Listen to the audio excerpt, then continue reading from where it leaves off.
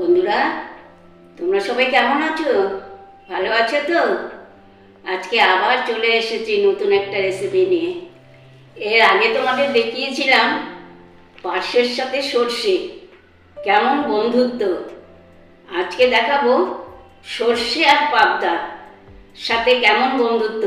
এটা যদি আমি না দেখাই তাহলে তো পাবদার অভিমান হবে।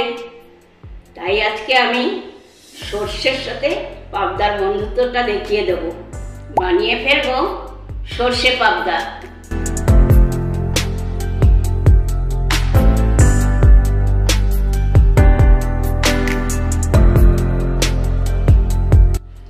এবার আমি মাছগুলোর মধ্যে হলুদ আর নুন মাখিয়ে 10 মিনিট রেখে দেব। দিয়ে দিলাম হলুদ গুঁড়ো,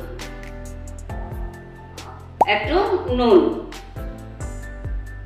মনে হচ্ছে পাবদার গায়ে হলুদটা বেশ ভালোই হচ্ছে।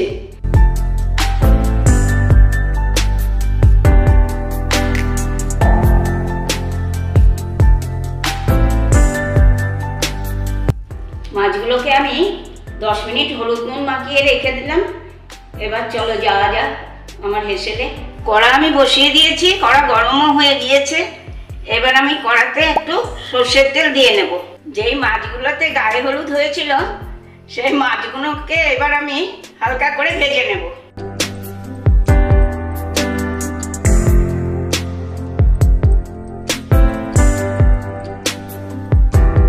মাছ আমার ভাজা হয়ে গিয়েছে। এই তেলের মধ্যেই আমি একটু কালো জিরে দিয়ে নেব। আগে থেকে বেটে রাখা সর্ষে পোস্ত, তার মধ্যেই আমি হলুদও দিয়ে নেব। এবার আমি সর্ষে পোস্ত বাটার সাথে যে একটু হলুদ নিয়েছিলাম সেটা আমি একসাথে ঢেলে নেব কড়াতে।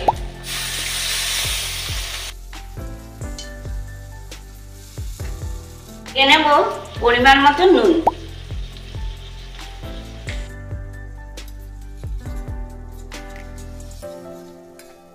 দিয়ে নেব পরিমাণ মতন জল।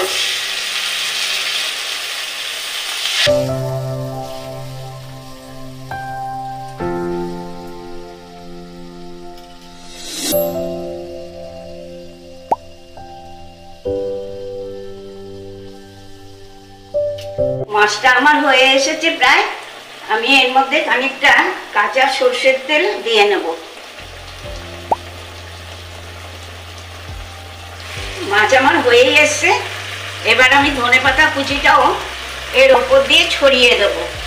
পাবদা মাছ হতে একদমই সময় লাগে না। দেখেছো কত তাড়াতাড়ি হয়ে গেল। সর্ষে পাবদা আমার হয়ে গিয়েছে। এবার আমি এটা নামিয়ে নেব।